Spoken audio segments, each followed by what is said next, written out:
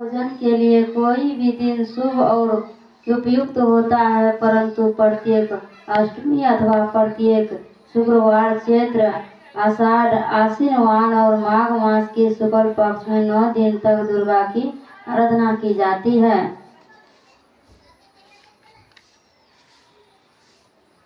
अधिकांश श्रीदास चैत्र और आश्विन मास में 9 दिन तक भगवती दुर्गा की आराधना करते हैं। 9 दिन तक भगवती दुर्गा की आराधना करते हैं। संयोग से इन्हें शारदीय और बोधन नवरात्र में भगवान श्री राम की आराधना भी होती है। नवरात्र के संबंध में पौराणिक कथाओं के अतिरिक्त निम्नलिखित कथा भी प्रचलित है। देवताओं के गुरु बृहस्पति ने एक बार ब्रह्मा जी से पूछा, हे ब्रह्मा जी, आप सभी स्त्रियों को जानने वाले हैं, आप कृपा करके बताइए कि माँ भगवती की प्रसन्नता के लिए किया जाने वाला नवरात्र व्रत क्यों किया जाता है। इस व्रत के पहले किसने किया और इस व्रत का फल क्या है। श्री ब्रह्मा जी ने कहा, हे देवगुरु, आपने जगत की कल्याण के लिए यह अच्छा प्रश्न किया है। प्रत्येक वर्ष चैत्र आषाढ़ आश्विन और माघ मास के शुक्ल पक्ष के नवरात्र व्रत किया जाते हैं। इन चारों में भी चैत्र और आश्विन मास के नवरात्र प्रमुख माने गए हैं। इन नवरात्रों में व्रत करने वालों को सभी मनोकामनाएं पूर्ण होती है। माँ भगवती की कृपा से व्रत पूजन और कथा श्रवण के साथ दान पूर्ण करने वाला मोक्ष का अधिकारी बनता है। नवरात्र व्रत करने वाला धन विद्या पुत्र दी प्राप्त करता है। इस व्रत के न करने वाला मनुष्य उत्तम धन से रहित होकर पृथ्वी पर समान नहीं पाता। यदि इस व्रत को करने वाला मनुष्य पूरे दिन का उपवास न कर सके तो समय भोजन कर ले और उस दिन बंधुओं सहित नवरात्र व्रत कथा का श्रवण करे। हे बृहस्पति, जिसने पहले इस महाव्रत को किया उसका पवित्र इतिहास मैं तुम्हें सुनता हूँ। इस प्रकार ब्रह्मा जी का वचन सुनकर बृहस्पति जी बोले, इस कल्याणकारी व्रत के इतिहास को मैं सावधान होकर सुन रहा हूँ, कृपा विस्तार कहे। ब्रह्मा जी बोले, पीठित नामक मनोहर नगर में सुनत नाम का एक ब्राह्मण रहता था। वह भगवती दुर्गा का परम भक्त था। उसके परिवार में सुमित नाम की एक अत्यंत सुंदर पुत्री पैदा हुई।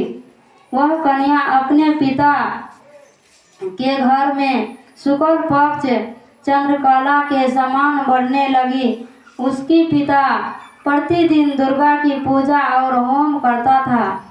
कन्या भी नियम से पूजा में उपस्थित होती थी। एक दिन सुमित अपनी सखियों के साथ खेल में लग गए और भगवती की पूजा में देर से उपस्थित हुए। ब्राह्मण ने समझा कि उसकी पुत्री की पूजा में रुचि नहीं है, वह अपना बनाव रंगार ही जरूर समझती है। उसने क्रोध में आकर सोचा, मैं इसे अब ऐसी जगह ब्याह दूंगा जहाँ इसका रूप रंग व्यर्थ हो जाए। यह सोचकर ब्राह्मण ने कहा, बेटी, तू मेरा कहा नहीं सुनती है, तेरा बहुत बुरा होगा। पुत्री ने बड़ी विनम्रता से कहा, पिताजी, मैं मेरी रक्षक है, भाग का लिखा मिटाता नहीं।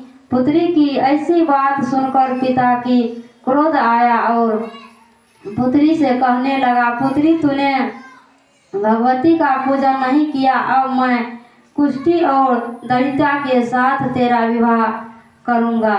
इस प्रकार कुप्ती पिता की वचन सुनकर सुमित को बड़ा दुख हुआ और बोली, पिताजी, मैं आपकी कन्या हूँ, सब तरह से आपकी अधीन हूँ, जहाँ आपकी इच्छा हो वहाँ विवाह कर सकते हैं।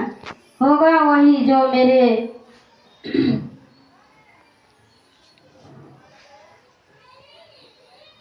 जो मेरे भाग में लिखा है। मेरा तो इस पर पूर्ण विश्वास है। मनुष्य अनेक मनोरथों का चिंतन करता है, पर होता वही है जो विधाता ने भाग में लिखा है। अपनी कन्या की ऐसी नभिक वचन सुनकर ब्राह्मण को और अधिक क्रोध आया। उसने अपनी कन्या को विवाह एक कुष्ठी के साथ कर दिया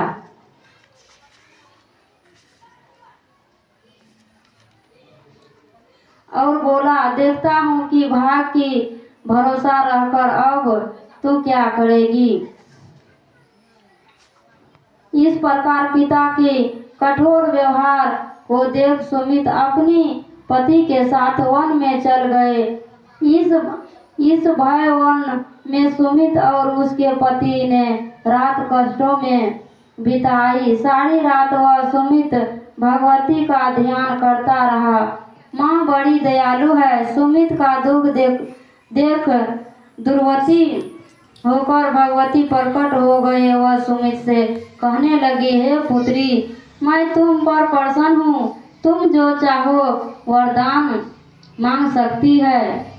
मैं प्रसन्न होने पर मनोवांछित फल देने वाली हूँ। इस प्रकार भगवती दुर्गा का वचन सुनकर सुमित ने पूछा, आप कौन है जो मुझे आप प्रसन्न हुए?